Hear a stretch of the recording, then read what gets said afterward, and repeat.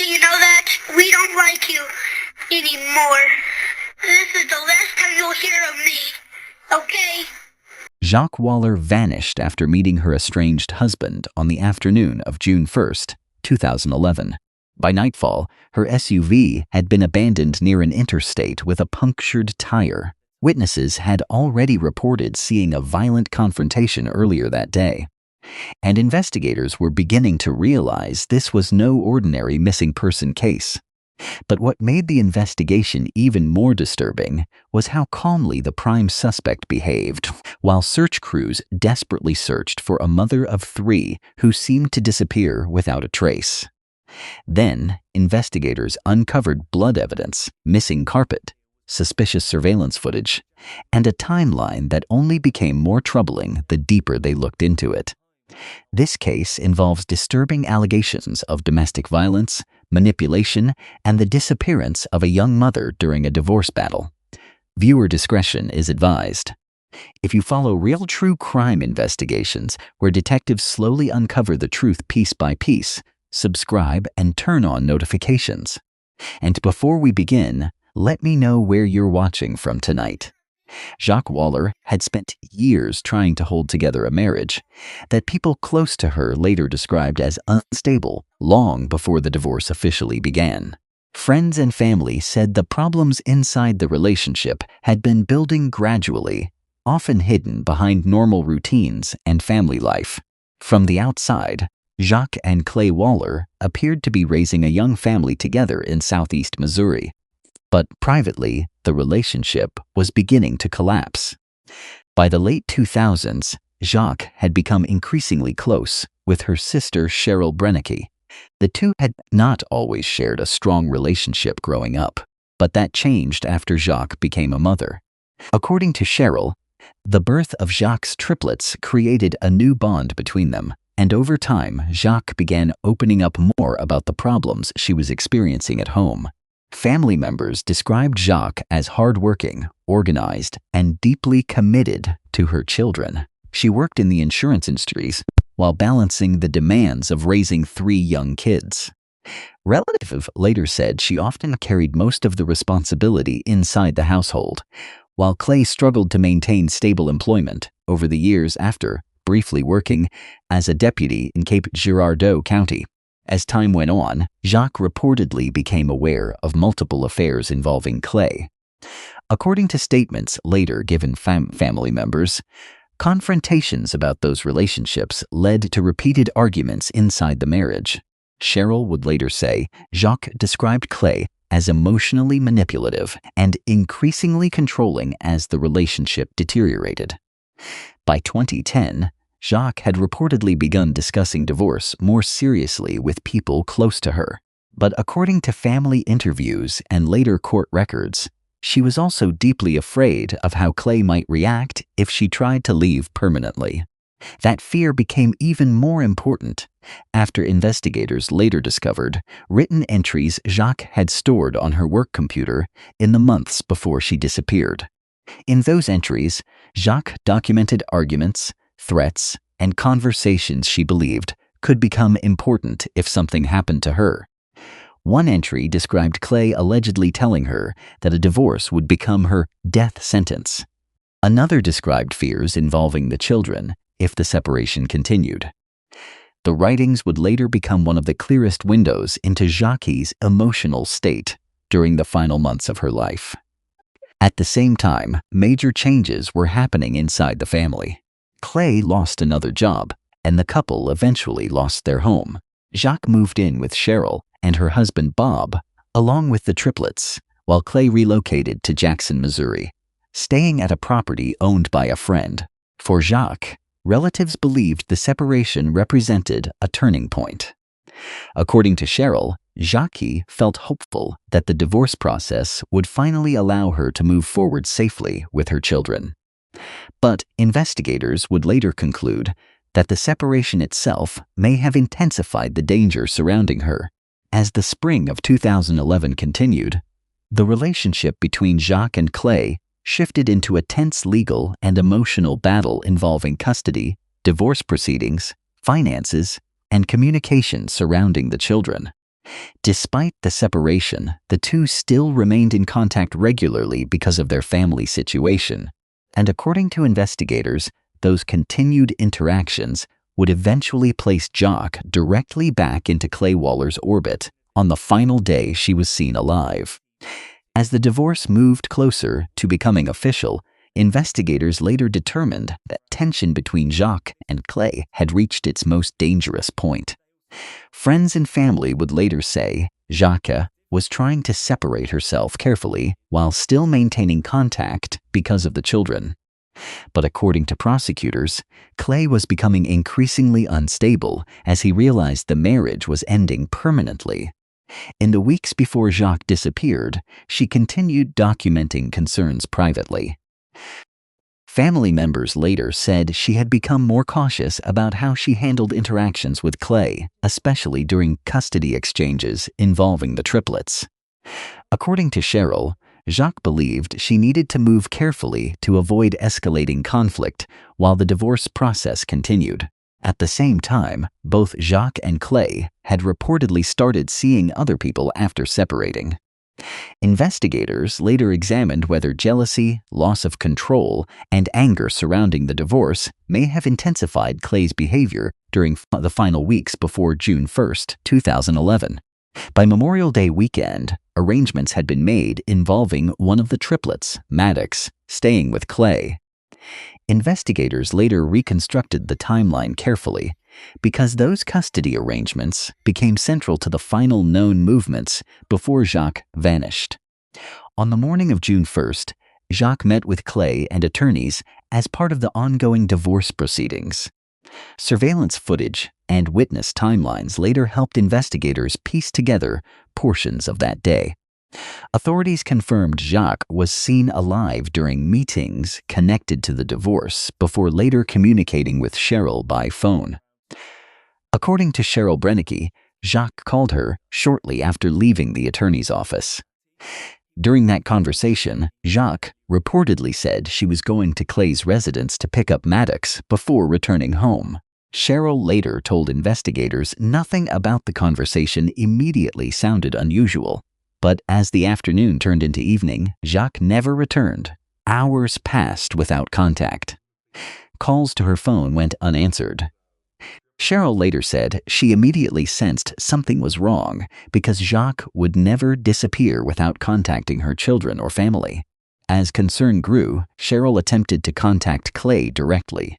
According to later interviews, Clay initially gave vague responses and did not provide a clear explanation about Jacque's whereabouts. The interaction immediately increased Cheryl's suspicions. Believing something serious had happened, Cheryl made the drive to Jackson, Missouri, and walked into the Jackson Police Department the same evening. According to investigators, she directly told officers she believed Clay Waller had harmed her sister. Normally, many missing person investigations begin slowly during the early hours. But investigators later admitted this case felt different almost immediately. The combination of the divorce proceedings, the unexplained disappearance, the timeline involving Clay, and Cheryl's detailed concerns caused authorities to escalate the response unusually fast. Within hours, investigators began interviewing Clay Waller while simultaneously trying to reconstruct the final confirmed movements of Jacque Waller on June 1, 2011. And as detectives started comparing timelines, statements, and witness information, the investigation quickly began moving in a direction far more serious than a routine missing person case. When detectives first questioned Clay Waller on the night Jacque disappeared, investigators immediately noticed problems with his timeline. According to police reports and later testimony, Clay claimed he had last seen Jacque earlier that afternoon after meetings connected to their divorce proceedings. He told investigators the two had separated normally and that he did not know where she went afterward. But as detectives continued comparing witness statements and surveillance footage, parts of that explanation quickly became difficult to reconcile. Investigators learned Jacque's vehicle had been discovered abandoned near Interstate 55 not long after she disappeared. At first glance, The scene appeared consistent with a possible roadside emergency. One tire on the SUV was flat, creating the impression that Jacque may have stopped because of car trouble before encountering danger elsewhere. That theory began collapsing almost immediately once investigators examined the vehicle more closely. According to forensic specialist Ace, the damage to the tire did not match what would normally happen if someone had continued driving on a flat for an extended period. Investigators instead began suspecting the tire had been deliberately punctured while the vehicle was stationary. That discovery dramatically changed the direction of the investigation. Detectives no longer believed the SUV had simply been abandoned after an emergency. They now suspected the scene may have been intentionally staged. At the same time, investigators were already assembling a larger response. Because of the suspicious circumstances surrounding Jacque's disappearance, authorities activated the Major Case Squad, a specialized team made up of experienced investigators from multiple agencies in southeast Missouri. Detectives, forensic personnel, and FBI agents quickly joined the case as pressure intensified to locate Jacque and determine what had happened during the hours she vanished. While investigators processed Jacque's vehicle, attention increasingly shifted toward Clay himself. Detectives later said one of the first major red flags came when Clay quickly contacted an attorney and began objecting to searches connected to the investigation less than a day after Jacque disappeared. Search warrants were soon executed, involving both Clay's truck and the residence where he had been staying in Jackson. According to investigators, what they discovered inside that house immediately deepened suspicion surrounding the case. Detectives identified what appeared to be traces of blood inside a hallway area of the residence. Investigators also noticed something else. Sections of hallway carpet had been removed entirely. Evidence markers soon covered portions of the floor and walls as forensic teams worked to document the scene carefully. The investigation became even more significant after authorities discovered additional evidence hidden beneath the home inside a crawl space. According to investigators, pieces of carpet padding and material connected to the missing hallway flooring had been concealed there. Several of those items later tested positive for blood evidence linked to Jacque Waller. At the same time, investigators examining Clay's truck located additional blood evidence on the driver's side interior. But when laboratory testing identified the substance as fish blood, investigators soon uncovered another disturbing development. Authorities later learned Clay had allegedly recorded himself intentionally placing fish blood inside the vehicle in what investigators believed was an attempt to manipulate or mislead the investigation. As more evidence surfaced, detectives began moving beyond the possibility of a disappearance and toward something much more serious. Even without locating Jacque, investigators increasingly believed they were dealing with a carefully staged crime scene designed to hide what really happened on June 1, 2011. As investigators continued rebuilding Jacque Waller's final known movements, surveillance footage and witness accounts began revealing a timeline that prosecutors would later describe as deeply incriminating. One of the last confirmed sightings of Jacque alive came from surveillance cameras on June 1, 2011. Investigators confirmed she had been seen meeting Clay earlier that day near a pharmacy before later attending meetings connected to the divorce proceedings. But the timeline became even more important after detectives reviewed surveillance footage from later that same evening. According to investigators, Clay Waller appeared on video at a toy store hours after Jacque disappeared. Detectives noticed something unusual immediately. Clay appeared to be wearing different clothing than what he had been seen wearing earlier in the day. Investigators later began examining whether those changes connected to attempts to destroy or conceal evidence. Another detail quickly drew attention. Surveillance footage captured Clay's truck with a boat attached to it. Investigators soon started tracing where that boat had traveled during the critical hours after Jacque vanished. Then detectives uncovered another major piece of evidence. Authorities obtained surveillance video from a local car wash showing Clay cleaning the small boat later that night. Investigators later said the footage appeared to show Clay focusing carefully on specific sections of the boat while washing it. According to prosecutors, detectives believed he was attempting to remove potential evidence connected to the investigation. At the same time, investigators were also analyzing witness statements connected to the Mississippi River area near Jackson, Missouri. Publicly released images of the boat eventually generated an important lead after witnesses reported seeing a similar vessel near a remote sandbar known as Devil's Island on the Illinois side of the river. Search teams quickly moved into the area.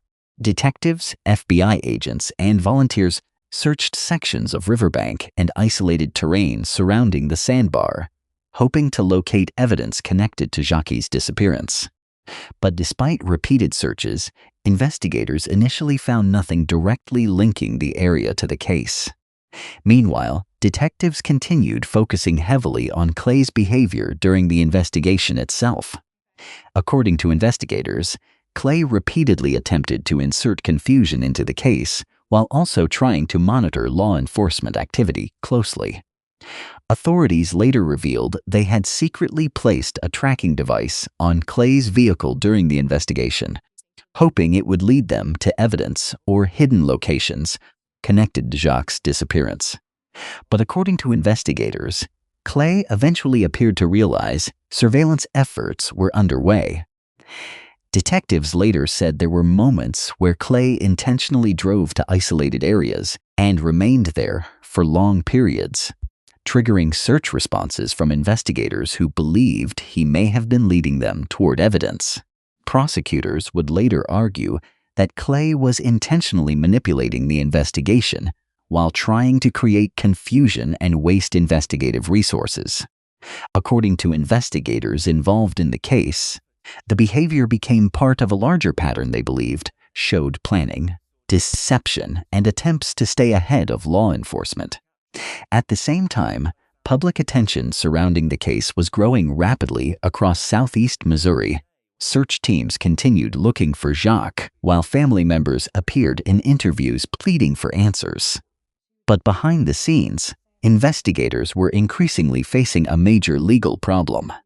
Despite the blood evidence, the staged vehicle scene, the suspicious timeline, and the growing forensic case against Clay Waller, they still had not found Jacque herself. And without recovering her body, prosecutors knew building a murder case strong enough for trial would become far more difficult. By the fall of 2011, the investigation into Jacque Waller's disappearance had already become one of the most closely watched criminal cases in southeast Missouri.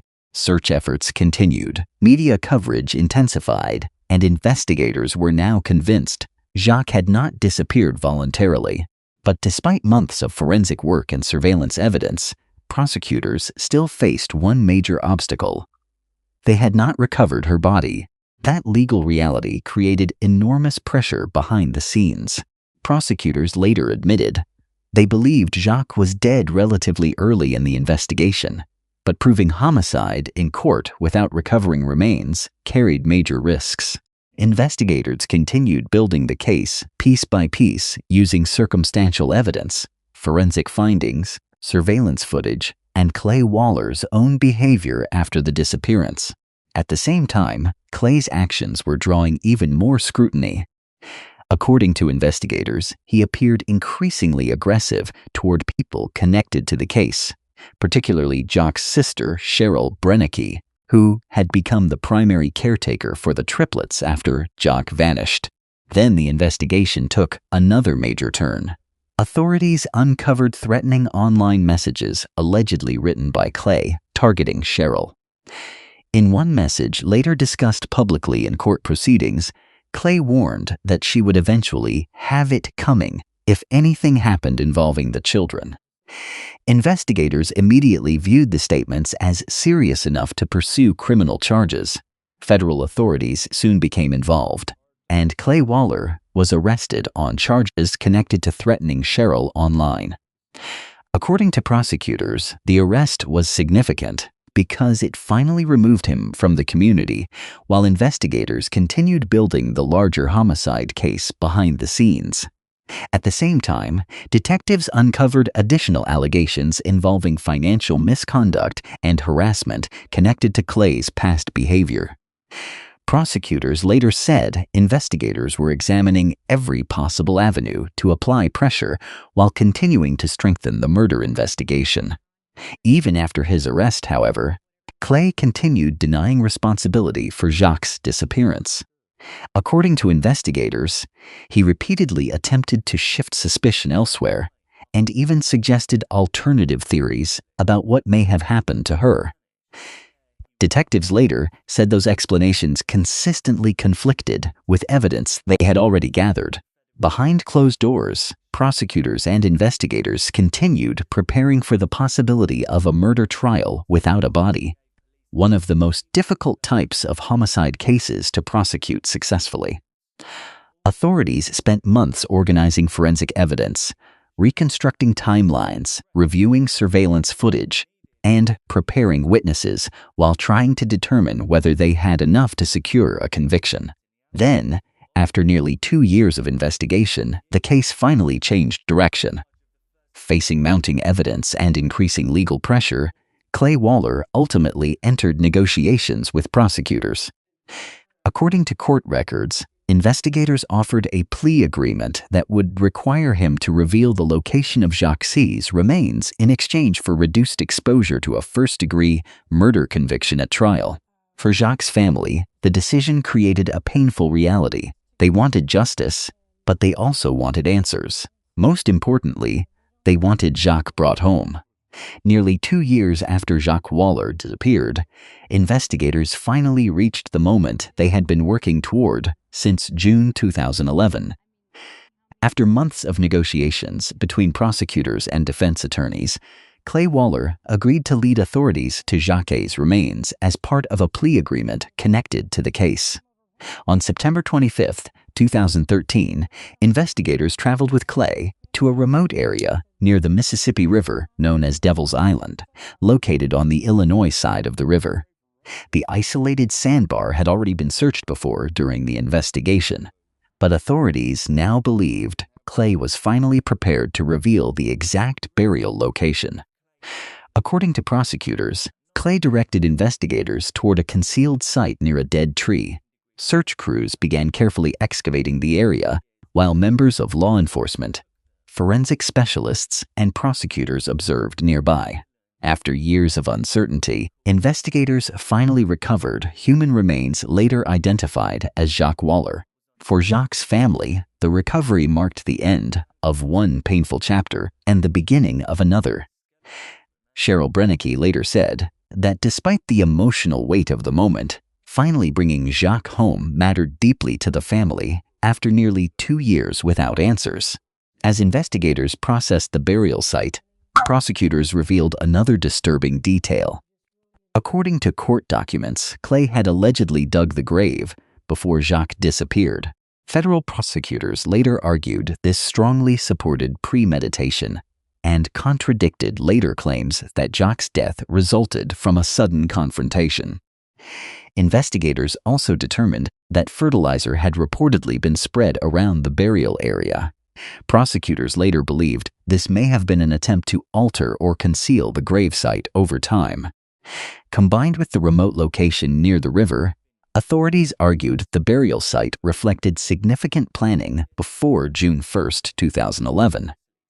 Shortly after leading investigators to the remains, Clay Waller formally pleaded guilty in Missouri State Court to second-degree murder. During court proceedings, prosecutors outlined the evidence gathered throughout the investigation, including blood evidence from the residence, surveillance footage, the staged vehicle scene, and the extensive timeline reconstruction investigators had spent years building. But even during the plea process, investigators believed parts of Clay's account remained incomplete. According to prosecutors, Clay attempted to portray Jacque's death as the result of a confrontation that escalated unexpectedly during an argument connected to the divorce and custody situation. Authorities, however, continued believing the evidence pointed toward planning well before June 1st. One detail investigators focused on heavily was the timeline surrounding the grave itself. Prosecutors later stated Clay had traveled to Devil's Island the day before Jacque disappeared and prepared the burial site in advance. That discovery became one of the strongest indicators that the crime had not been spontaneous. For many following the case, the recovery of Jacque's remains also changed the emotional atmosphere surrounding the investigation. Until that moment, the case had largely revolved around uncertainty, missing person searches, unanswered questions, and competing theories. But after September 2013, investigators were no longer trying to determine whether Jacque Waller had been killed. They were now preparing to fully establish how prosecutors believed the crime had been planned, carried out, and concealed. After pleading guilty to second-degree murder in Missouri State Court, Clay Waller still faced another major legal threat, this time from federal prosecutors. And according to investigators, the federal case would expose an even more detailed picture of what authorities believed happened before Jacque disappeared. Federal prosecutors argued that Clay had crossed state lines with the intent to commit violence against his estranged wife, bringing the case under the Interstate Domestic Violence Act. The charge transformed what had already been a major state homicide case into a federal prosecution involving premeditation, interstate movement, and years of investigative reconstruction. As court proceedings continued, prosecutors laid out a timeline they believed showed careful planning before June 1, 2011. According to federal investigators, Clay traveled to Devil's Island the day before Jacque disappeared and prepared the burial site in advance. Authorities also argued that his actions after the killing, including staging Jacque's SUV, cleaning the boat, and attempting to mislead investigators with false evidence, reflected a coordinated effort to conceal the crime. During interviews connected to the plea process, Clay eventually admitted to causing Jacque's death during a confrontation inside the Jackson residence. But prosecutors and investigators continued questioning portions of his explanation. Authorities believed several details minimized planning and attempted to portray the killing as less intentional than the evidence suggested. One of the strongest moments during the federal proceedings came when prosecutors revealed how extensively investigators had reconstructed Clay's movements after Jacque disappeared. Surveillance footage, vehicle tracking, witness testimony, forensic evidence, and digital timelines had slowly built a case prosecutors believed would likely have resulted in conviction even without a confession. Federal authorities also highlighted Clay's behavior throughout the investigation itself. Prosecutors argued he repeatedly manipulated searches, staged evidence, threatened Cheryl Brennicke, and attempted to control the narrative publicly while investigators searched for Jacque. According to court records, those actions became important in demonstrating consciousness of guilt during sentencing proceedings. Then another unusual detail emerged during the federal case. Prosecutors requested restrictions, preventing Clay Waller from profiting from the crime through books, films, or media projects connected to Jacque's murder. The request came after reports surfaced that Clay had written material about the case while incarcerated. Federal authorities later secured forfeiture provisions connected to any future profits tied to retelling the crime. In 2016, Clay Waller received a federal prison sentence of 35 years, 420 months, for interstate domestic violence resulting in death. Combined with his Missouri sentence, the ruling ensured he would spend decades in prison. During sentencing, prosecutors described the crime as calculated, manipulative, and deeply traumatic for Jacque's family and children. For investigators, the sentencing marked the end of a case that had stretched across years of searches, forensic analysis, surveillance reconstruction, and legal negotiations. What began as a suspicious disappearance in southeast Missouri had evolved into one of the region's most widely followed homicide investigations. But even after the convictions and guilty pleas, Many people connected to the case continued believing the full truth of what happened on June 1st, 2011, may never be completely known. Investigators solved the case, recovered Jacque's remains, and secured convictions against Clay Waller, but questions surrounding his exact motives, planning, and manipulation during the investigations still continue to follow the case years later.